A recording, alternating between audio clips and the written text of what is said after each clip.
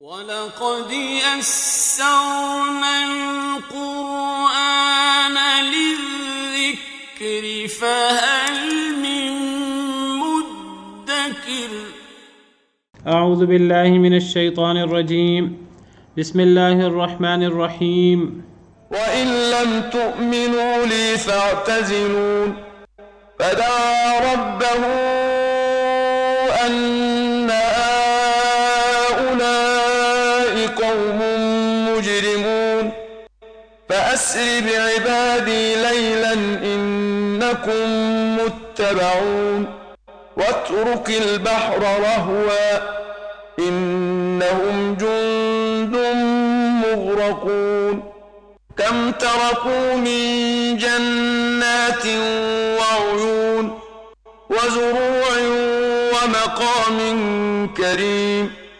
وَنَعْمَةٍ كَانُوا فِيهَا فَاكِهِينَ كَذَلِكَ وَأَوْرَثْنَاهَا قَوْمًا آخَرِينَ اعوذ باللہ من الشیطان الرجیم بسم اللہ الرحمن الرحیم وَإِن لَّمْ تُؤْمِنُوا لِي فَاعْتَزِلُونِ سیدنا موسیٰ علیہ السلام اور فرعون کا قصہ جاری ہے۔ سورہ دخان کے شروع میں ہم نے پڑھا کہ اللہ تعالیٰ نے قرآن کریم کی عظمت اور قرآن کریم کے نزول کا ذکر کیا۔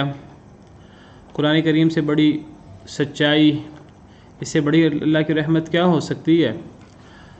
جب اللہ نے قرآن کریم کا ذکر فرمایا تو اللہ نے فرمایا کہ یہ کفار مکہ جو ہیں یہ قرآن کے بارے میں شک میں مبتلا ہیں، یہ شک کر رہے ہیں، حالانکہ اس سے بڑی حقیقت کیا ہو سکتی ہے، اس سے بڑی سچائی اور کیا ہو سکتی ہے؟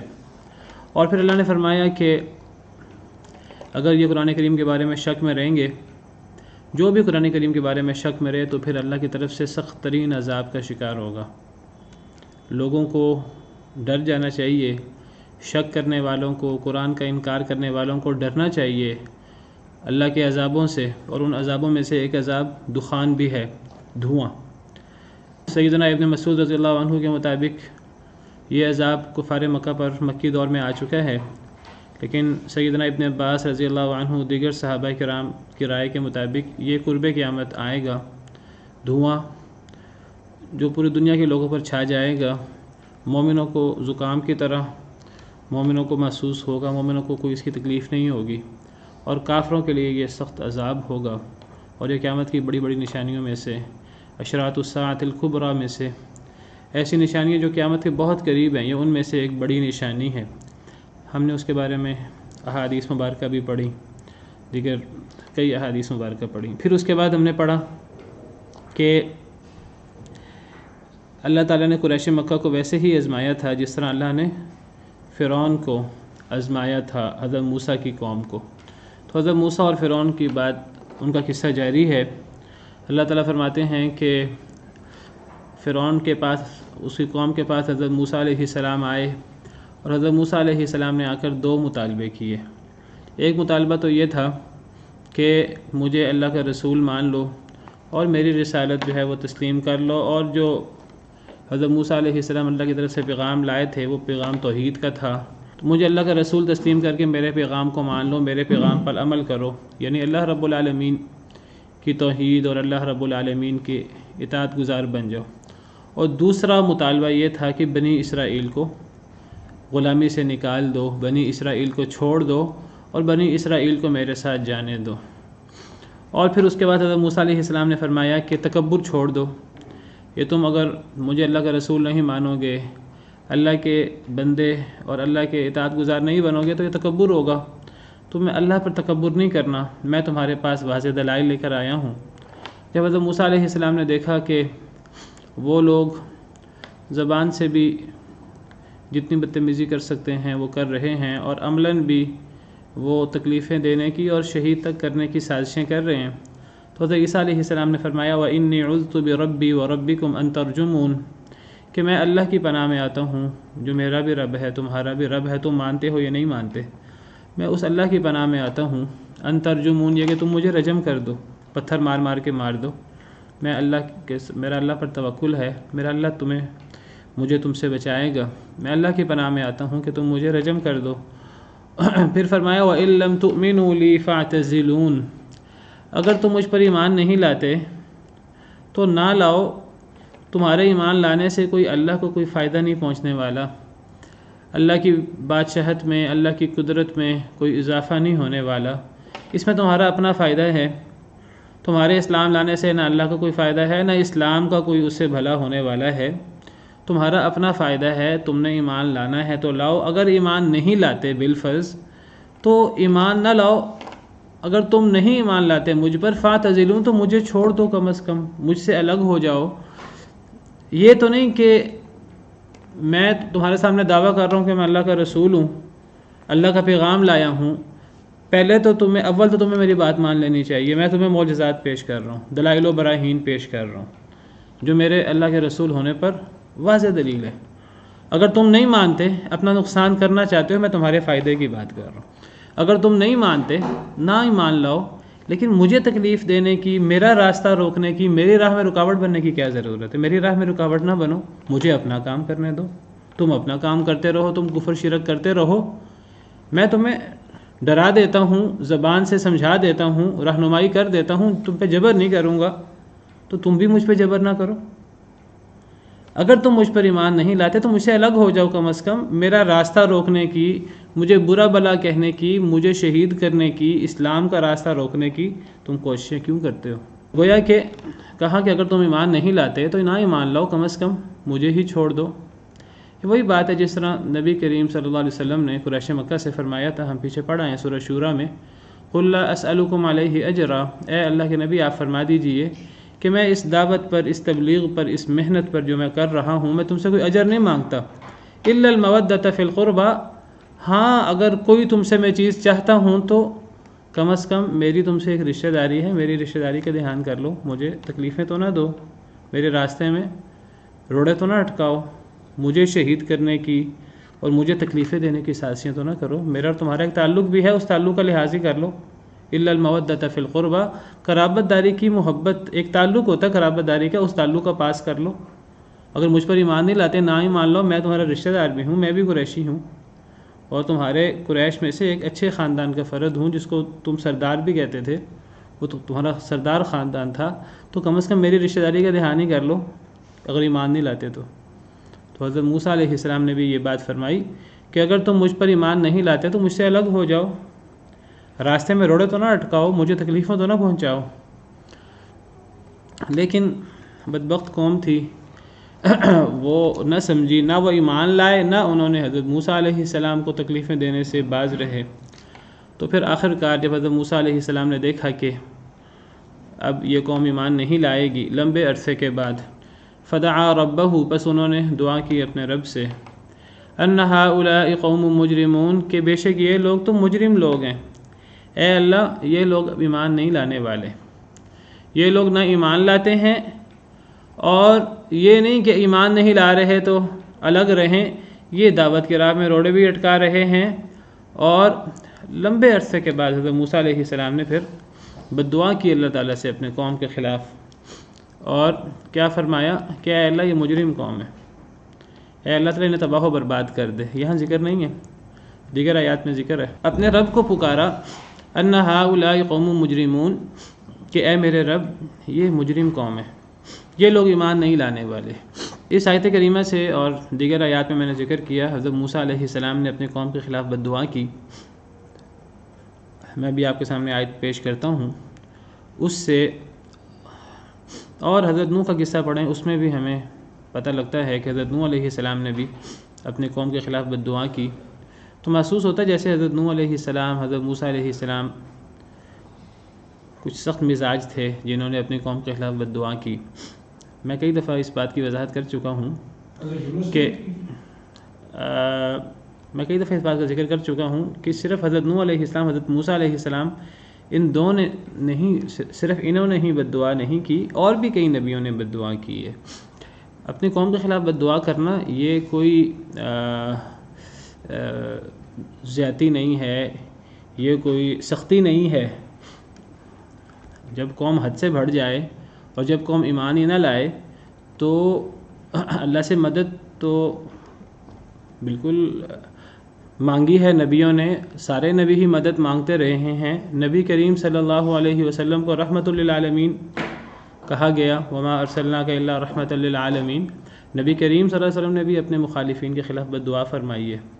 میں نے اس لیے بات واضح کر دی ہے کہ بعض لوگ اس بات کو باقاعدہ صراحتاً تو نہیں کہتے، لیکن بعض دفعہ اس انداز سے ذکر کرتے ہیں حضرت موسیٰ کا، حضرت نوح کا نبی کریم صلی اللہ علیہ وسلم سے مقابلہ کرتے ہوئے کہ تھوڑا سا تان محسوس ہوتا ہے حضرت نوح حضرت موسیٰ علیہ السلام پر۔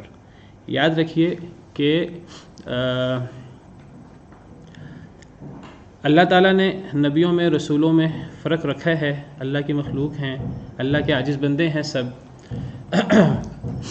اللہ نے فرمایا تلک الرسل فضلنا بعضهم علی بعض، یہ رسول ہیں ہم نے بعض کو بعض پر فضیلت دی۔ اللہ کے چونکہ وہ عاجز بندے ہیں، اللہ بڑے ہیں، اللہ معبود ہیں ان کے بھی جس طرح اللہ ہمارے معبود ہیں، تو اللہ تعالیٰ نے تو فرما دیا کہ ان رسولوں میں سے ہم نے بعض کو بعض پر فضیلت دی، اور ہمارا ایمان یہ ہے کہ نبی کریم صلی اللہ علیہ وسلم تمام نبیوں کے سردار ہیں، سب سے افضل ہیں۔ جس طرح نبی صلی اللہ علیہ وسلم کا ارشاد ہے انا سید ولد آدم ولا فخر، میں تمام بنی آدم کا سردار ہوں اور مجھے کوئی فخر نہیں ہے اس پر، یہ اللہ کی طرف سے ایک پیغام ہے، ایک وحی ہے جو میں تمہیں سنا رہا ہوں۔ لیکن نبیوں میں فضیلت ہے اور اللہ نے فضیلت بیان کی ہے، لیکن لوگوں کا یہ کام نہیں ہے، نبیوں کی امت کا یہ کام نہیں ہے کہ وہ نبیوں کے آپس میں فضیلت بیان کرتے رہیں۔ ایک نبی کی فضیلت بیان کریں گے دوسرے کی تنقیص ہوگی، کہیں نہ کہیں تنقیص کا توہین کا پہلو آئے گا۔ بعض لوگ ذکر کرتے ہیں، کہتے ہیں دیکھو جی حضرت موسیٰ نے بد دعا کر دی، حضرت نوح علیہ السلام نے بد دعا کر دی، دیکھو ہمارے نبی تو رحمۃ للعالمین ہے۔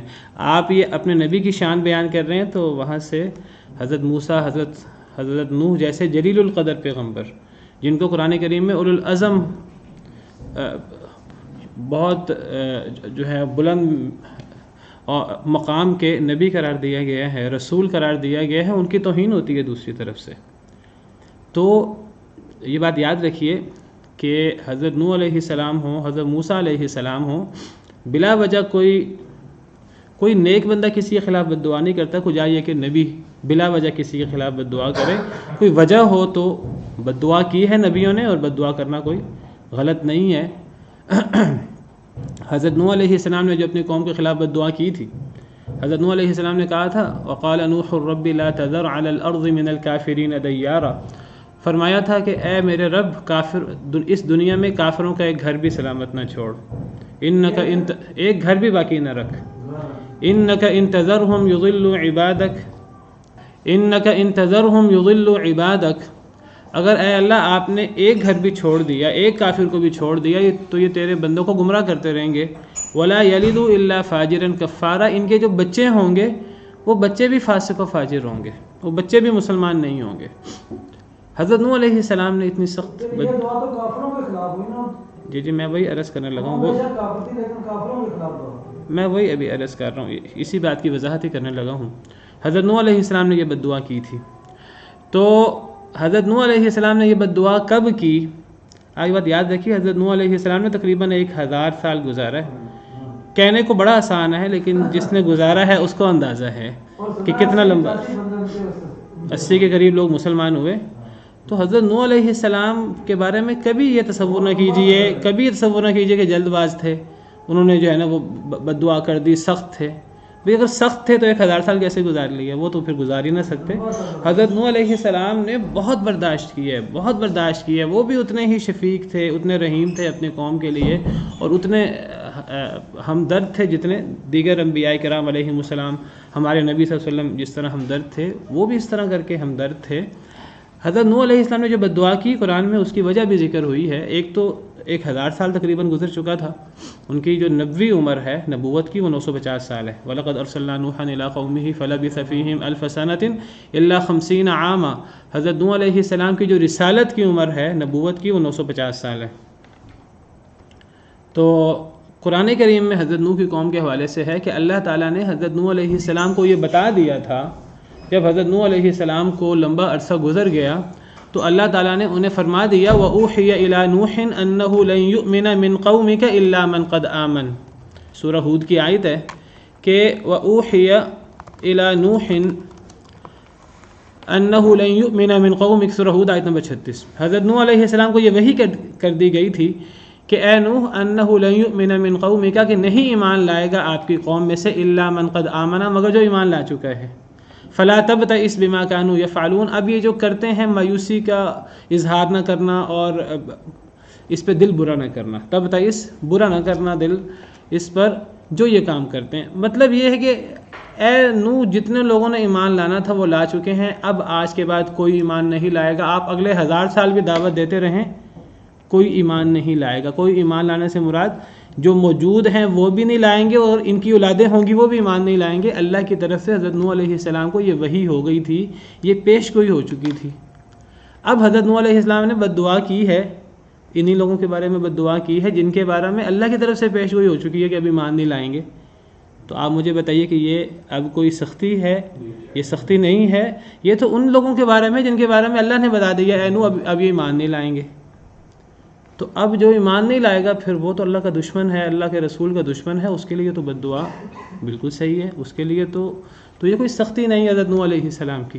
یہی معاملہ حضرت موسیٰ علیہ السلام کا دیگر انبیاء اور رسول کا ہے کہ اگر انہوں نے کبھی اپنی قوم کے خلاف بد دعا کی تو وہ قوم مستحق تھی اس بات کی کہ اس کے لیے وہاں بد دعا ہو۔ تو حضرت موسیٰ علیہ السلام نے دعا کی اپنے رب سے، اپنے قوم کے خلاف بد دعا کی، اپنے لیے دعا کی، اپنے لیے اپنی قوم کے لیے۔ حضرت موسیٰ نے کہا اے اللہ یہ مجرم قوم ہے۔ دوسری آیت میں وضاحت سے ذکر ہے حضرت موسیٰ علیہ السلام نے کیا کہا تھا۔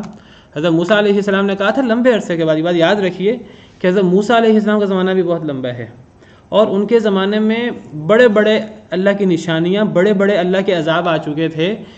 قوم کی اصلاح کرنے کے لیے طوفان آ چکا تھا، فارسلنا علیہم الطوفان والجراد والقمل والضفادع والدم آیات مفصلات، طوفان آ چکا تھا، اور ٹڈیوں کا عذاب آ چکا تھا، جوؤں کا عذاب آ چکا تھا، کھٹملوں کا، اور خون کا عذاب اور مینڈکوں کا عذاب یہ آ چکا تھا۔ ہر عذاب پہ فرعون اور اس کے ساتھی حضرت موسیٰ سے کہتے کہ اے موسیٰ اپنے رب سے دعا کرو کہ وہ ہم سے یہ عذاب ٹال دے، ہم ایمان لے آئیں گے۔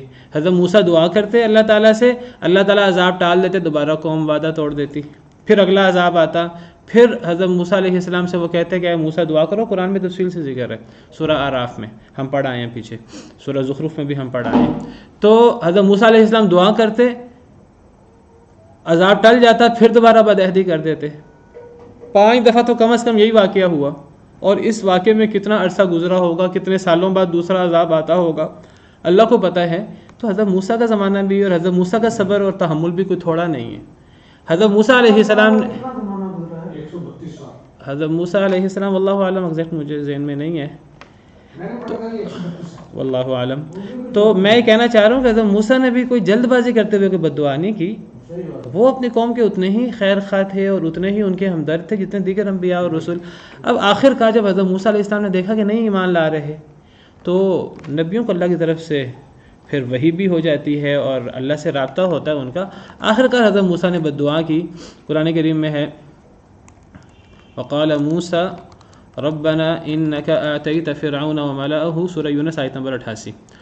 حضرت موسیٰ علیہ السلام نے کہا اے ہمارے رب انک آتیت فرعون وملأہ، بے شک آپ نے دیا ہے فرعون اور اس کے سرداروں کو زینتاً، زیب و زینت، یعنی دنیا کی زیب و زینت، واموالاً اور مال و دولت، فی الحیات الدنیا، دنیا کی زینت زندگی میں، ربنا لیضلوا عن سبیلک، اے ہمارے رب تاکہ وہ گمراہ کرتے رہیں آپ کے رستے سے۔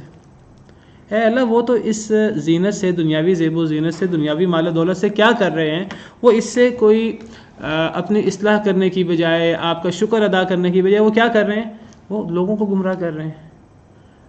وہ ہمیں، اللہ کے رسول کو، اے اللہ آپ کے پیغمبر کو وہ روک رہے ہیں کہ وہ دین پہنچائیں۔ ربنا اطمس علی اموالہم، اے ہمارے رب ان کے مال کو تباہ کر دے، واشدد علی قلوبہم، ان کے دل سخت کر دے، فلا یؤمنوا حتی یروا العذاب العلیم، یہ ایمان ہی نہ لائیں حتیٰ کہ دردناک عذاب دیکھ لیں۔ حضرت موسیٰ علیہ السلام نے بد دعا کی اپنی قوم کے خلاف، اور بد دعا قارون کے خلاف بھی بد دعا کی تھی حضرت موسیٰ نے۔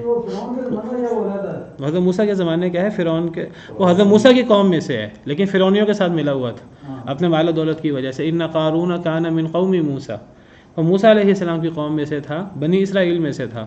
لیکن اس پاس اتنا مال تھا، وہ مال و دولت کی وجہ سے، اپنے اقتدار کی وجہ سے فرعونیوں کے ساتھ ملا ہوا تھا، تو اس کے تکبر کی وجہ سے وہ بھی تباہ و برباد ہوا، اور فرعون اور آل فرعون کو بھی اللہ نے تباہ و برباد کر دیا۔ تو یہ بد دعا کرنا نبیوں کا میں ذکر کر رہا ہوں کہ یہ نہ سمجھیے کہ یہ ان نبیوں میں کوئی سختی تھی یا ایک گناہ دوسرے نبیوں کے مقابلے میں۔ میں نے آپ سے ذکر کیا ہے کہ پیارے نبی صلی اللہ علیہ وسلم نے بھی اپنی قوم کے خلاف بد دعا کی ہے۔ آپ کو پتہ کچھ لوگ تھے جو نبی صلی اللہ علیہ وسلم کو ہر وقت تنگ کرتے رہتے تھے، تو نبی صلی اللہ علیہ وسلم نے پھر بد دعا کی تھی ان کے خلاف، صحیح بخاری وغیرہ میں موجود ہے۔ نبی صلی اللہ علیہ وسلم نے 7 لوگوں کے بارے میں بد دعا کی تھی نام لے لے کر، اور وہ 7 لوگ جنگ بدر کے اندر وہ مردار ہوئے ہیں، اور وہ جو کلیب بدر ہے اس کے اندر وہ تو باقاعدہ صحیح بخاری وغیرہ کے اندر ہی موجود ہے یہ بات۔ یہ صحیح بخاری جی 70 لوگ تو وہ ان لوگوں میں وہ بھی شامل تھے۔ باقاعدہ نبی صلی اللہ علیہ وسلم نے نام لے لے کر بد دعا کی تھی۔ کچھ لوگوں نے تو نبی صلی اللہ علیہ وسلم کا آپ سمجھیے کہ جینا دوبھر کر دیا تھا، اور ہر موقع پر آپ نماز پڑھتے تو نماز نہ پڑھنے دیتے، آپ کے اوپر گندگی پھینک دیتے، اوجڑی پھینک دیتے جانوروں کی، اونٹ کی۔ ایک دفعہ آپ نماز پڑھے سجدہ کر رہے تھے تو اونٹ کی اوجڑی پھینک دی۔ اونٹ کی اوجڑی اتنی بڑی ہوتی ہے آپ اٹھ نہیں سکتے تھے، تو آپ نے باقاعدہ بد دعا فرمائی۔ حضرت عبداللہ بن مسعود سے مروی ہے، صحیح بخاری کی روایت ہے آپ کے سامنے، صحیح بخاری کی حدیث ہے 240۔ حضرت عبداللہ بن مسعود بیان کرتے ہیں کہ نبی کریم صلی اللہ علیہ وسلم نماز پڑھ رہے تھے بیت اللہ کے نزدیک، وہ ابو جہل و اصحاب له جلوس، ابو جہل اس کے ساتھی بیٹھے تھے۔ اذ قال بعضهم لبعض، بعض نے بعض سے کہا ایکم یجیء بسلا جزور بنی فلان، تم میں سے کون جو ہے وہ فلاں لوگوں کا ہاں اونٹ ذبح ہوا ہے اس اونٹ کی اوجری لائے گا۔ فیضعه علی ظہر محمد، وہ اس کو نبی حضرت محمد صلی اللہ علیہ وسلم کے پشت پر رکھ دے، اذا سجد، جب وہ سجدہ کریں۔ فانبعث اشقى القوم، ان لوگوں میں سے سب سے بدبخت شخص کھڑا ہو گیا۔ فجاء به، وہ لے آیا اس اوجری کو۔ فنظر، وہ انتظار کرتا رہا، حتی اذا سجد النبی صلی اللہ علیہ وسلم، حتیٰ کہ جب نبی صلی اللہ علیہ وسلم نے سجدہ کیا۔ حضرت ابن مسعود بیان کر رہے ہیں وضعه علی ظہرہ، تو اس نے اس اوجری کو نبی صلی اللہ علیہ وسلم کی پشت پر رکھ دیا، بین کتفیہ، آپ کے کندھوں کے درمیان۔ وانا انظر، میں دیکھ رہا تھا، ابن مسعود فرماتے ہیں لا اغیر شیئا، میں ان کو روک نہیں سکتا تھا، لو کان لی منعۃ۔ قال، حضرت ابن مسعود فرماتے ہیں فجعلوا یضحکون، وہ ہنسنا شروع ہو گئے، مذاق اڑانا شروع ہو گئے۔ ویحیل بعضهم علی بعض، بہرحال وہ ہنس رہے تھے، مذاق کر رہے تھے۔ ورسول اللہ صلی اللہ علیہ وسلم ساجد، نبی صلی اللہ علیہ وسلم سجدے میں تھے، لا یرفع رأسہ، آپ اپنا سر نہیں اٹھا پا رہے تھے۔ حتی جاءته فاطمہ، حتیٰ کہ حضرت فاطمہ آئیں، فطرحت عن ظہرہ، انہوں نے اس اوجری کو آپ کی پشت سے اٹھایا۔ فرفع رأسہ، تو نبی صلی اللہ علیہ وسلم نے اپنا سر اٹھایا۔ ثم قال، اور فرمایا اللہم علیک بقریش، اے اللہ قریش کو تو پکڑ لے، قریش کو تو تباہ و برباد کر دے۔ 3 مرات، 3 دفعہ آپ نے بد دعا فرمائی۔ فشق علیہم، تو یہ بات ان لوگوں پر گراں گزری، ان کو پتہ تھا، وہ تو ویسے مذاق اڑاتے تھے آپ کا، ویسے برا بلا کہتے تھے، ویسے تو پتہ تھا کہ یہ اللہ کے نبی ہیں، ان کے اوپر اترنے والی کتاب سچی ہے اور ان کی دعا قبول ہوتی ہے، ان کو اس بات کا بھی پتہ تھا۔ وہ تو اس وجہ سے آپ کی مخالفت کرتے تھے کہ نبی صلی اللہ علیہ وسلم ان کے بتوں کے خلاف بات کرتے تھے، ان کے معبودوں کے خلاف بات کرتے تھے، قرآن میں ان کے معبودوں کا رد تھا، تو یہ چیز ان پہ گراں گزری جب آپ نے ان کے خلاف بد دعا کی۔ وَكَانُوا يَرَوْنَ أَنَّ الدَّعْوَةَ فِي ذَلِكَ الْبَلَدِ مُسْتَجَابَةٌ، اور وہ یہ بھی ان کو پتہ تھا کہ اس شہر میں دعا قبول ہوتی ہے۔ پھر نبی صلی اللہ علیہ وسلم نے نام لیا، پہلے تو عمومی بد دعا کی اللہم علیک بقریش، پھر آپ نے نام لیا اللہم علیک بأبی جہل وعلیک بعتبۃ بن ربیعہ وشیبۃ بن ربیعہ والولید بن عتبہ وامیۃ بن خلف وعقبۃ بن ابی معیط وعد السابعہ، آپ نے 7ویں کا نام بھی لیا۔ یہ 6 لوگوں کے نام ہیں، ابو جہل، عتبہ بن ربیعہ، شیبہ بن ربیعہ، ولید بن عتبہ، امیہ بن خلف، عتبہ بن ابی معیط، اور 7ویں کا نام بھی لیا۔ ابن مسعود کہتے ہیں مجھے اس کا نام یاد نہیں رہا۔ فوالذی نفسی بیدہ، اس ذات کی قسم جس کے ہاتھ میں میری جان ہے، لقد رأیت الذین عد رسول اللہ صلی اللہ علیہ وسلم صرعا فی القلیب، قلیبی بدر۔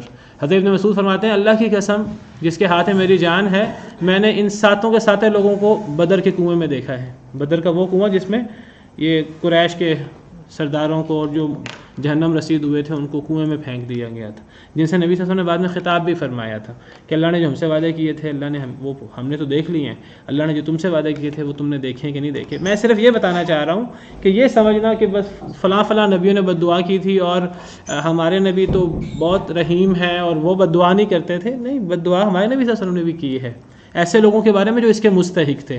تو حضرت نوح، حضرت موسیٰ اور دیگر نبیوں نے اگر کوئی بد دعا کی ہے تو وہ ان لوگوں کے خلاف کی جو مستحق تھے، اور وہ کب کی ہے، وہ فوری نہیں کی، انہوں نے کوئی جلد بازی نہیں کی، وہ ایسے لوگوں کے خلاف ہی کی ہے جو اتنے ہی بدبخت تھے جتنے بدبخت تھے ابو جہل اور یہ عتبہ شیبہ اور یہ لوگ تھے۔ تو بہرحال ہمارا یہ کام نہیں ہے کہ ہم اس طرح کر کے نبیوں کے درمیان فرق کریں۔ لا نفرق بین احد من رسلی، ہمیں قرآن کریم میں بار بار کہا گیا ہے کہ ہم رسولوں میں فرق نہیں کر سکتے۔ ہمارے لیے سب رسول قابل عزت ہیں، اگر ہم کسی ایک رسول پر ایمان نہ لائیں کافر ہو جائیں گے۔ تو سب کتابوں پر ہمارا ایمان ہے، سب رسولوں پر ہمارا ایمان ہے، ہم کسی رسول کی، نبی کی رسالت میں، نبوت میں کوئی فرق نہیں کرتے۔ تو فرمایا فدعا ربہ، بس دعا کی حضرت موسیٰ نے اپنے رب سے، ان ہؤلاء قوم مجرمون، کہ اے اللہ یہ لوگ تو مجرم ہیں۔ کیا مطلب دعا کی؟ یعنی بد دعا کی اپنی قوم کے خلاف، اپنے لیے بنی اسرائیل کے لیے دعا کی کہ اے اللہ ہمیں اس مجرم قوم سے بچا، اور اس قوم کے خلاف بد دعا کی اے اللہ وہ مجرم ہیں ان کو تباہ و برباد کر دے۔ اور یہ بد دعا ہر قسم کے وقت گزرنے کے بعد اور ہر قسم کی دعوت دینے کے بعد جب دیکھا اب ایمان نہیں لائیں گے تو اس وقت گویا کہ یہ بد دعا کی۔ تو اللہ نے فرمایا ٹھیک ہے پھر فَأَسْرِ بِعِبَادِي لَيْلًا، بس رات کو لے چل میرے بندوں کو۔ فَأَسْرِ، اسری اسراء سے ہے، اور اسراء کا معنی، اسراء میں چلنے کا معنی بھی ہے اور رات کو چلنے کا معنی ہے، اسراء کے اندر ہی رات کا معنی شامل ہے۔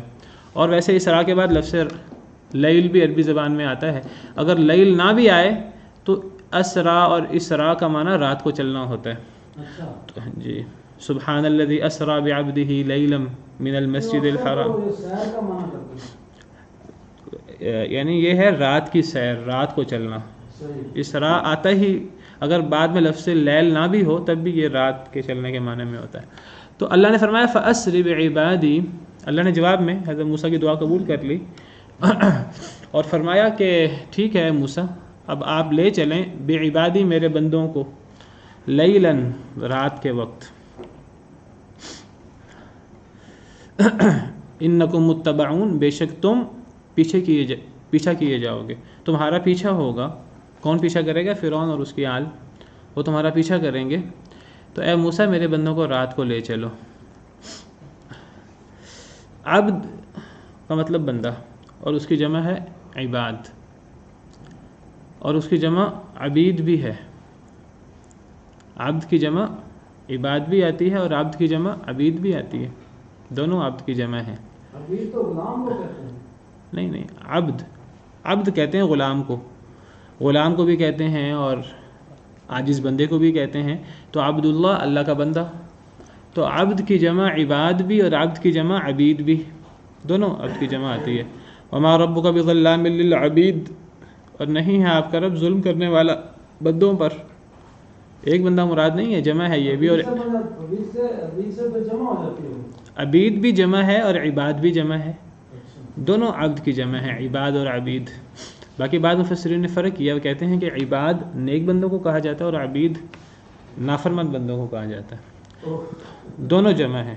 وہ کہتے ہیں عباد میں جو الف ہے، الف رفعت اور بلندی کا اشارہ ہوتا ہے، تو یہ اللہ کے نیک بندے ہوتے ہیں، اور عبید میں یا ہے، زیر اور یا، تو یہ پستی کی طرف اشارہ ہے، تو یہ اللہ کے نافرمان بندے ہوتے ہیں۔ اب آپ غور کریں، وعباد الرحمن الذین یمشون علی الارض ہونا، رحمان کے بندے تو وہ ہیں جو زمین پر نرمی سے چلتے ہیں، اور ان کی اللہ نے صفات بیان کی، فضیلت بیان کی۔ اور یہاں بھی عباد سے مراد بنی اسرائیل ہیں، حضرت موسیٰ کے پیروکار۔ اگرچہ بنی اسرائیل میں اللہ کے نافرمان بھی ہوئے بعد میں، لیکن بحیثیت مجموعی یہ فرعون اور اس کی آل کے مقابلے میں یہ اللہ کے نیک بندے تھے، ایمان لانے والے تھے حضرت موسیٰ علیہ السلام پر۔ تو یہاں عباد نیک لوگوں کو کہا گیا۔ اور وما ربک بظلام للعبید، یہاں ظالموں کے بارے میں ہے کہ جو ظالم لوگ ہیں، اللہ کے نافرمان ہیں، اللہ ان پہ ظلم نہیں کریں گے، اللہ ان کو جتنے ان کے اعمال ہیں ان اعمال کا بدلہ دیں گے، کسی پر اللہ اس کے اعمال سے بڑھ کر زیادتی نہیں کریں گے، اللہ تو بالکل بھی ظلم نہیں کرتے۔ تو وہاں عبید کا لفظ ہے۔ بہرحال فرمایا فَأَسْرِ بِعِبَادِي، اے موسیٰ آپ لے چلیں میرے بندوں کو، یہاں میرے بندوں سے مراد میرے نیک بندے ہیں، میرے بندوں کو لے چلیں لیلاً رات کو، انکم متبعون بے شک تمہارا پیچھا کیا جائے گا۔ اللہ نے پہلے بتا دیا تمہارا پیچھا کیا جائے گا۔ فرمایا وَاتْرُكِ الْبَحْرَ رَهْوًا، اے موسیٰ چھوڑ دینا سمندر کو خشک ہی۔ یہاں تفصیل ذکر نہیں ہے، پوری تفصیل قرآن کریم کے دیگر کئی مقامات پر ہے کہ حضرت موسیٰ کو رات کو نکلنے کا حکم ہوا، حضرت موسیٰ رات کو نکلے، حضرت موسیٰ کچھ دور گئے تھے، پیچھے سے فرعونیوں کو پتہ لگ گیا، حضرت موسیٰ تو پیدل، ان کے ساتھی بھی کوئی ان کے پاس بہت زیادہ سواریاں بھی نہیں ہیں اور ہتھیار بھی کوئی نہیں ہیں، اللہ کے حکم پر اللہ پہ بھروسہ کرتے ہوئے وہ نکل کھڑے ہوئے ہیں۔ پیچھے سے فرعون اس کے لشکر کو پتہ لگا ان کے پاس سواریاں ہیں، تیز اور ہتھیار بھی ہیں، تو راتوں وہ انہوں نے پیچھا کیا، اور پیچھا کر کے اب حضرت موسیٰ کو حکم ہوا تھا کہ وہ نکلیں سمندر کی طرف، حضرت موسیٰ سمندر کی طرف نکلے، تو اب جب سمندر کے قریب پہنچے ہیں پیچھے سے گرد اڑ رہی ہے، پیچھے سے پتہ لگا کہ فرعون اور اس کے ساتھی آ رہے ہیں۔ ابھی وہ دور تھے، جب لشکر بڑا ہو تو دور سے ہی گرد اڑنا شروع ہو جاتی ہے، آوازیں آنا شروع ہو جاتی، تو ابھی حضرت موسیٰ اور ان کے ساتھی جو ہیں سمندر میں پہنچے تھے، تو فلما تراءى الجمعان قال اصحاب موسیٰ انا لمدرکون، جب دونوں جماعتیں آمنے سامنے ہو گئیں، جب وہ فرعون کے لشکر قریب آ گیا، آگے سمندر ہے پیچھے فرعون کا لشکر ہے، تو حضرت موسیٰ کے ساتھی کہنے لگے کہ اے موسیٰ ہم تو پکڑے گئے، اب ہم کہاں جائیں؟ قال کلا، حضرت موسیٰ کہنے لگے ہرگز نہیں، ان معی ربی سیہدین، میرا رب میرے ساتھ کوئی راہ دکھلائے گا۔ تو اللہ نے پھر بتایا کہ فاوحینا الی موسیٰ ان اضرب بعصاک البحر، ہم نے حضرت موسیٰ کو وحی کی کہ سمندر پہ عصا مارو، تو حضرت موسیٰ نے عصا مارا تو وہاں رستہ بن گیا، بعض مفسرین کے مطابق 12 رستے بن گئے، 12 قبیلوں کے لیے خشک رستہ بن گیا۔ حضرت موسیٰ علیہ السلام نے حکم دیا ان کو کہ اس رستے کو پار کر لو، ان رستوں کے درمیان سے پانی جو ہے وہ موجود تھا، اللہ کی عظیم قدرت تھی، تو وہ رستے بن گئے۔ حضرت موسیٰ اور جو بنی اسرائیل انہوں نے ان رستوں سے پار کر لیا۔ جب اس کو پار کیا تو اب اللہ نے فرمایا کہ وَاتْرُكِ الْبَحْرَ رَهْوًا، اے موسیٰ دوبارہ عصا نہ مارنا، کہ دوبارہ حضرت موسیٰ کے ذہن میں آیا میں دوبارہ عصا مار کر بند کر دوں تاکہ فرعون نہ آئے پیچھے سے، فرعون اس کا لشکر نہ آ جائے۔ اللہ نے فرمایا نہیں، اس کو خشک ہی رہنے دو، وَاتْرُكِ الْبَحْرَ رَهْوًا، اور چھوڑ دو سمندر کو خشک، انہم جند مغرقون، یہ ایسا لشکر ہے جو غرق ہو جائے گا، ان کو اپنے پیچھے آنے دو۔ تو حضرت موسیٰ علیہ السلام نے اللہ کے حکم سے اس سمندر کو ویسے ہی چھوڑ دیا اور آگے نکلے، پیچھے سے فرعون اس کا لشکر آیا، جب وہ سمندر میں درمیان میں پہنچے ہیں تو اللہ نے اس سمندر کا وہ جو رستہ تھا وہ ختم کر دیا اور وہ سارے غرق ہو گئے۔ تو یہ تفصیل جو ہے موجود ہے قرآن کریم میں، سورہ شعراء میں، دیگر آیات میں، ابھی آپ کے سامنے رکھ بھی دیتا ہوں اذان کے بعد انشاءاللہ، تو اذان ہو جائے تو پھر اذان کے بعد انشاءاللہ۔ جی، تو جب حضرت موسیٰ علیہ السلام نے بددعا کی اپنی قوم کے خلاف تو اللہ نے فرمایا کہ اے موسیٰ ٹھیک ہے، اب آپ میرے بندوں کو رات کو لے چلیں، آپ کا پیچھا کیا جائے گا، اور فرمایا کہ سمندر کو خشکی چھوڑ دیں، پار کرنے کے بعد یہ لشکر غرق ہو جائے گا۔ اچھا، قرآن کریم کے اور بھی کئی مقامات پر یہ قصہ موجود ہے۔ ایک جگہ پر اللہ تعالیٰ فرماتے ہیں کہ سورہ طٰہٰ آیت نمبر 77، وَلَقَدْ أَوْحَيْنَا إِلَى مُوسَىٰ أَنْ أَسْرِ بِعِبَادِي فَاضْرِبْ لَهُمْ طَرِيقًا فِي الْبَحْرِ يَبَسًا لَا تَخَافُ دَرَكًا وَلَا تَخْشَىٰ، ہم نے وحی کی موسیٰ علیہ السلام کی طرف کہ رات کو لے چلیں میرے بندوں کو۔ یہاں دیکھیں اب لیل کا ذکر بھی نہیں ہے، پھر بھی عصری کا مطلب ہی ہے رات کو لے چلنا، رات کو لے چلیں میرے بندوں کو، فَاضْرِبْ لَهُمْ طَرِيقًا فِي الْبَحْرِ يَبَسًا، ان کے لیے سمندر میں ایک خشک رستہ بنائیں، یعنی عصا مار کر، لا تخاف درکم ولا تخشا، آپ نہیں ڈریں گے پکڑے جانے سے، کوئی آپ کو خوف نہیں ہوگا۔ یہاں ذکر ہے کہ آپ کو کوئی خوف نہیں ہوگا، کوئی آپ کو پکڑے، لیکن وہاں ذکر ہے کہ آپ کا پیچھا کیا جائے گا۔ وعلیکم السلام ورحمۃ اللہ وبرکاتہ۔ اس آیت میں ذکر آپ کا پیچھا کیا جائے گا، اور یہ سورہ طٰہٰ میں ہے کہ آپ کو پکڑے جانے کا خوف نہیں ہوگا۔ کیا تطبیق ہے دونوں کی؟ تطبیق یہ ہے کہ جب تک سمندر میں نہیں پہنچیں گے تب تک تو وہ آپ کا پیچھا کریں گے، جب سمندر سے خشک رستہ بنا کر آپ نکل جائیں گے اور وہ غرق ہو جائیں گے پھر پکڑے جانے کا کوئی خوف نہیں ہوگا، کیونکہ اس آیت کریمہ میں خشک رستے کی بات ہے، اور خشک رستے کے بعد کی بات ہے کہ لا تخافوا درکم ولا تخشى، اب جب خشک رستہ بن جائے گا سمندر میں تو اس خشک رستے سے گزرنے کے بعد اب پکڑے جانے کا کوئی خوف نہیں ہوگا، کیونکہ وہ جب خشک رستے سے گزر گئے تھے حضرت موسیٰ اور ان کے ساتھی، فرعون غرق ہو گیا تھا، تو اب تو پکڑے جانے کا کوئی خدشہ نہیں تھا۔ فَأَتْبَعَهُمْ فِرْعَوْنُ بِجُنُودِهِ، پس پیچھا کیا ان کا فرعون نے اپنے لشکر کے ساتھ، فَغَشِيَهُمْ مِنَ الْيَمِّ مَا غَشِيَهُمْ، تو ڈھانپ لیا ان کو یعنی فرعون اور اس کی آل کو سمندر سے، ما غشیہم جس نے بھی انہیں ڈھانپا، لہروں نے اور سمندر نے جو انہیں ڈھانپ لیا تو وہ ڈھانپ لیا۔ وَأَضَلَّ فِرْعَوْنُ قَوْمَهُ وَمَا هَدَى، فرعون نے اپنے قوم کو گمراہ کیا، اس نے کوئی صحیح راہ نہیں دکھلائی اپنی قوم کو۔ اسی طرح سورہ شعراء میں بھی یہ واقعہ موجود ہے، وہاں تھوڑا تفصیل سے موجود ہے۔ تو سورہ شعراء میں آیت نمبر 52 میں اللہ تعالیٰ فرماتے ہیں وَأَوْحَيْنَا إِلَىٰ مُوسَىٰ أَنْ أَسْرِ بِعِبَادِي إِنَّكُمْ مُتَّبَعُونَ، ہم نے موسیٰ علیہ السلام کو وحی کی کہ رات کو لے چلیں میرے بندوں کو، إِنَّكُمْ مُتَّبَعُونَ، بے شک تمہارا پیچھا کیا جائے گا۔ فَأَرْسَلَ فِرْعَوْنُ فِي الْمَدَائِنِ حَاشِرِينَ، بھیج دیے فرعون نے شہروں میں اکٹھے کرنے والے۔ جب فرعون کو پتہ لگا، جیسے ہی پتہ لگا فرعون نے کہا فوراً لشکر اکٹھا کرو، تو شہروں میں اس نے فوراً اپنے ہر کارے دوڑائے اور کیا کہنے لگا إِنَّ هَؤُلَاءِ لَشِرْذِمَةٌ قَلِيلُونَ، یہ تھوڑے سے لوگ ہیں، تھوڑے نہیں تھے وہ لاکھوں میں تھے، کہتے ہیں کہ پتہ نہیں 6 لاکھ کے قریب تھے۔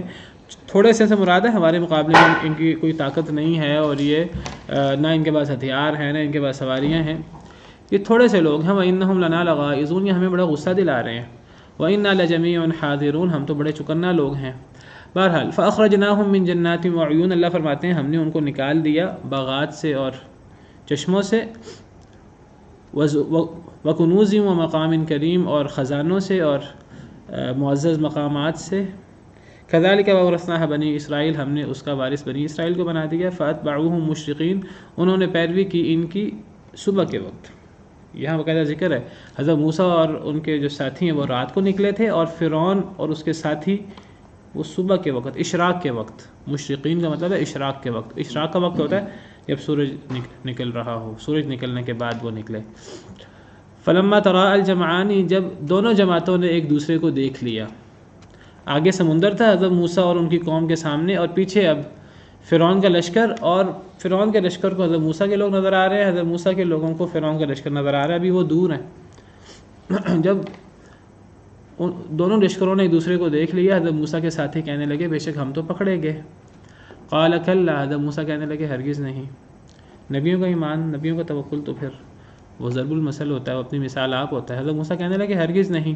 یہ بالکل وہی انداز ہے جس طرح نبی صلی اللہ علیہ وسلم حضرت ابو بکر غار ثور میں تھے، تو جب وہ کافر آ گئے اور ان کے قدموں کی چاپ اور ان کے قدم تک دیکھ لیے، حضرت ابو بکر کہنے لگے کہ یہ تو اب ہمیں پکڑ لیں گے۔ تو نبی صلی اللہ علیہ وسلم نے اس موقع پر فرمایا تھا ما ظنک فی اثنین اللہ ثالثہما، ان دو کے بارے میں تمہارا کیا خیال ہے کہ ان کا تیسرا اللہ ہے؟ قرآن میں اللہ نے اس واقعے کا بھی ذکر کیا۔ تو حضرت موسیٰ علیہ السلام نے فرمایا ہرگز نہیں، ہمیں پکڑ نہیں سکتے۔ ان معی ربی سیہدین، میرا رب ہے کوئی نہ کوئی راہ ضرور دکھلائے گا۔ تو اس وقت اللہ نے وحی کی حضرت موسیٰ کو کہ اب آپ سمندر میں عصا مارے، پیچھے لشکر ہے آگے سمندر ہے۔ تو حضرت موسیٰ نے عصا مارا، فانفلق، پس وہ پھٹ گیا سمندر، فکان کل فرق، ہر حصہ کالطود العظیم، ایک بڑے پہاڑ کی طرح ہو گیا۔ تو کہا جاتا ہے، بعض مفسرین کہتے ہیں وہ 12 رستے بنے تھے، ہر حصہ جو ہے وہ بڑے پہاڑ کی طرح ہو گیا، یعنی وہاں خشک رستہ ہو گیا، اور وہ جو خشک رستوں کے درمیان تھوڑی تھوڑی جگہ تھی جہاں سے پانی نکل رہا تھا، اور پانی جو ہے وہ بڑے پہاڑ کی طرح۔ وَأَزْلَفْنَا ثَمَّ الْآخَرِينَ، دوسروں کو ہم نے پار لگا دیا، یعنی حضرت موسیٰ اور ان کے لشکر کو۔ وَأَنْجَيْنَا مُوسَىٰ وَمَن مَّعَهُ أَجْمَعِينَ، دوسروں کو ہم نے قریب لا کھڑا کیا، حضرت موسیٰ اور ان کے ساتھ والوں کو ہم نے نجات دے دی۔ ثُمَّ أَغْرَقْنَا الْآخَرِينَ، پھر ہم نے دوسرے لوگوں کو غرق کر دیا۔ یہاں پوری تفصیل سے یہ واقعہ موجود ہے سورہ شعراء میں۔ تو یہاں اللہ تعالیٰ نے اجمال کے ساتھ ذکر کیا ہے کہ اللہ نے فرمایا کہ بس رات کو لے چلے میرے بندوں کو، إِنَّكُمْ مُتَّبَعُونَ، بس تمہارا پیچھا کیا جائے گا۔ وَاتْرُكِ الْبَحْرَ رَهْوًا، سمندر کو پار کرنے کے بعد چھوڑ دو سمندر کو خشک۔ إِنَّهُمْ جُنْدٌ مُغْرَقُونَ، بے شک وہ لشکر ہے جو غرق ہو جائے گا۔ اب آگے اللہ کا تبصرہ ہے، کم ترکوا من جنات وعیون، کتنے ہی انہوں نے چھوڑے باغات بھی اور چشمے بھی، یعنی فرعون اور اس کی آل نے۔ اللہ فرماتے ہیں ہم نے ان پر بڑی نعمتیں کی تھی، بڑا انعام کیا تھا، بڑا اقتدار دیا تھا، بڑا مال و دولت دیا تھا۔ اس لیے نہیں دیا تھا کہ تکبر کریں، عیش و عشرت کریں، اس لیے دیا تھا کہ وہ اللہ کا شکر ادا کریں، اللہ کی باتیں مانیں۔ اگر اللہ کا شکر ادا کرتے یہ اللہ نعمتیں اور بڑھا دیتے، لیکن انہوں نے جب اللہ کا شکر ادا نہیں کیا تو اللہ فرماتے ہیں کہ دیکھو ہم نے انہیں کتنے باغات دیے تھے، کتنے چشمے دیے تھے، وزروع کتنی کھیتیاں، ومقام کریم اور معزز مقام، معزز مقام سے مراد قیمتی جگہیں اور بڑے نفیس جگہیں، ونعمت کانوا فیہا فاکہین اور نعمتیں جن میں وہ بڑے خوش تھے، فاکہین ایسی نعمتیں جس میں بڑے خوش تھے، خوش و خرم زندگی بسر کرتے تھے، بہت زیادہ نعمتیں دی تھیں، لیکن انہوں نے ان نعمتوں کا پاس نہیں کیا۔ اور اللہ کا وعدہ کیا ہے؟ وَإِذْ تَأَذَّنَ رَبُّكُمْ لَئِن شَكَرْتُمْ لَأَزِيدَنَّكُمْ، اللہ نے اعلان کیا کہ اگر تم شکر کرو گے تو میں مزید بھی دوں گا۔ اللہ کو نعمتیں دیتے ہوئے کوئی تکلیف نہیں ہوتی، بات یاد رکھیے، بشرطے کہ انسان شکر ادا کرے۔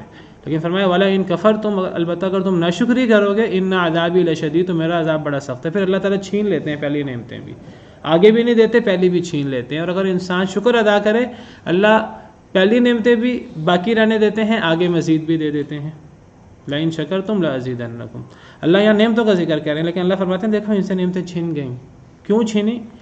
اللہ فرماتے ہیں کہ دیکھو انہوں نے کتنے باغات چھوڑے، کتنے چشمے چھوڑے، کتنی کھیتیاں چھوڑی، کتنے معزز مقام چھوڑے، کتنی نعمتیں جن میں خوش و خرم تھے، لیکن کذالک اسی طرح ہی تھا، بہت نعمتیں تھیں۔ وَأَوْرَثْنَاهَا قَوْمًا آخَرِينَ، ہم نے وارث بنا دیا ان باغات کا، ان چشموں کا، ان نعمتوں کا، قومًا آخرین، دوسری قوم کو۔ یہ دوسری قوم کون سی ہے؟ دوسری قوم کون سی ہے؟ قرآن کریم کی دیگر آیات کا مطالعہ کریں تو محسوس ہوتا ہے کہ وہ بنی اسرائیل ہی ہیں۔ جس طرح بھی ہم نے سورہ شعراء پڑھا ہے، سورہ شعراء کی آیات، ان سورہ شعراء کی آیات میں ہم نے پڑھا ہے، یہاں بھی یہی الفاظ ہیں۔ سورہ شعراء آیت نمبر 58 59، اللہ یہاں بھی وہی انداز ہے۔ فَأَخْرَجْنَاهُم مِّن جَنَّاتٍ وَعُيُونٍ، یہ سورہ شعراء کی آیت نمبر 57 ہے۔ ہم نے ان کو نکال دیا باغات سے اور چشموں سے، وَكُنُوزٍ وَمَقَامٍ کریم، اور خزانوں سے اور اچھے اچھے مقامات سے۔ اسی طرح ہی ہوا وَأَوْرَثْنَاهَا بَنِي اسرائیل، ہم نے ان کا وارث بنی اسرائیل کو بنا دیا۔ کس کو نکالا ڈاکٹر صاحب؟ فرعون اس کے آل کو، فرعون کو اور اس کے آل کو نکال دیا۔ وارث کس کو بنایا؟ سورہ شعراء میں ہے بنی اسرائیل کو وارث بنایا، اور جہاں ہم پڑھ رہے ہیں سورہ دخان میں وہاں ہے دوسری قوم کو وارث بنایا۔ اب ان دوسری قوم سے کیا مراد ہے؟ تو اکثر مفسرین تو کہتے ہیں بنی اسرائیل، بعض مفسرین نے وضاحت کی ہے، وہ کہتے ہیں کہ بنی اسرائیل تو وہاں سے نکل کر آگے صحرائے سینا میں چلے گئے تھے، اور وہ صحرائے سینا میں جا کر پھر وہ وہیں میدان تیہ میں بھٹک گئے تھے اور 40 سال وہاں رہے، اور پھر وہاں سے واپس آئے کہ نہیں آئے، کوئی تاریخ میں ہمیں تاریخ کا بھی ضبط تو نہیں پتہ اس کے بعد کیا ہوا۔ تو وہ کہتے ہیں کیا مراد ہے اس سے؟ سورہ شعراء دیکھیں تو بنی اسرائیل، تو اب کیا تطبیق دی ہے علماء نے؟ بعض علماء کہتے ہیں کہ یہ بات فرعون اور حضرت موسیٰ اور بنی اسرائیل پہلے کہاں رہتے تھے؟ مصر میں۔ یہ واقعہ کہاں کا ہے؟ مصر کا۔ اور جب حضرت موسیٰ اور بنی اسرائیل نکلے ہیں، سمندر پار کر کے نکلے ہیں، آگے وہ کہاں بھٹکے ہیں؟ وہ صحرا میں۔ اور صحرا میں بھٹکے کیوں ہیں؟ اللہ نے وعدہ کیا تھا بیت المقدس میں داخل ہونے کا، بیت المقدس میں جس کو آج یروشلم کہتے ہیں، جس کا آج مسئلہ بنا ہوا ہے، اور آگے بیت المقدس میں جانا تھا انہوں نے، تو بیت المقدس کے لیے جہاد کرنا تھا۔ اللہ نے وعدہ کیا تھا جہاد کرو گے فتح تمہاری ہوگی۔ وہ کہنے لگے نہیں نہیں اے موسیٰ تم اور تمہارا رب جا کے لڑو، تو اللہ نے سزا کے طور پر 40 سال کے لیے ان کو بھٹکا دیا۔ قال فإنها محرمة عليهم 40 سنة يتيهون في الأرض فلا تأس على القوم الفاسقين۔ تو اب کیا مراد ہے اس سے؟ بعض مفسرین کہتے ہیں کہ ٹھیک ہے بنی اسرائیل اس کے بعد بیت المقدس کے، تو بیت المقدس شام کا علاقہ، تو وہ بڑا بابرکت علاقہ ہے۔ اس زمانے میں شام آج کی طرح چھوٹا نہیں تھا، بہت بڑا تھا۔ مصر اور یہ چیزیں بھی شام کے اندر آ جاتے تھے، تو اللہ نے اس کے بعد بیت المقدس کا وارث بنایا بنی اسرائیل کو، تو بیت المقدس کے اندر مصر کا بھی علاقہ آ جاتا تھا۔ تو پھر کذالک وَأَوْرَثْنَاهَا قَوْمًا آخَرِينَ سے مراد بنی اسرائیل ہی ہیں جو بیت المقدس کے اور ارد گرد کے علاقوں کے وہ وارث بن گئے۔ بعض مفسرین کہتے ہیں کہ نہیں، اس سے مراد یہ ہے کہ اکثر تو چلے گئے بنی اسرائیل کے لوگ بیت المقدس اور صحرائے سینا، اور وہاں سے گزرتے ہوئے بیت المقدس حضرت موسیٰ کے بعد، کچھ لوگ رہ گئے تھے۔ جو لوگ رہ گئے تھے وہ بنی اسرائیل میں سے کچھ لوگ رہ گئے تھے، تو یہاں وہ مراد ہے کذالک وَأَوْرَثْنَاهَا قَوْمًا آخَرِينَ، ہم نے دوسری قوم کا وارث بنا دیا۔ وہ دوسری قوم بنی اسرائیل کا کچھ حصہ تھے۔ تو بہرحال یہ بنی اسرائیلی ہیں، کیونکہ سورہ شعراء میں تو صراحت بنی اسرائیل تھے. اب یا تو وہ بیت المقدس کے وہ وارث بنے تو بیت المقدس کے اندر شام کے اندر مصر کا علاقہ بھی آ جاتا ہے، یا پھر بنی اسرائیل کے بچے کچھے لوگ جو ہیں وہ مصر کے پھر وارث بنے. باقی تفصیل انشاءاللہ کل. سبحانک اللہم ربنا وبحمدک اشہد ان لا الہ الا انت استغفرک واتوب في رحمه تحلو الحياة شوقا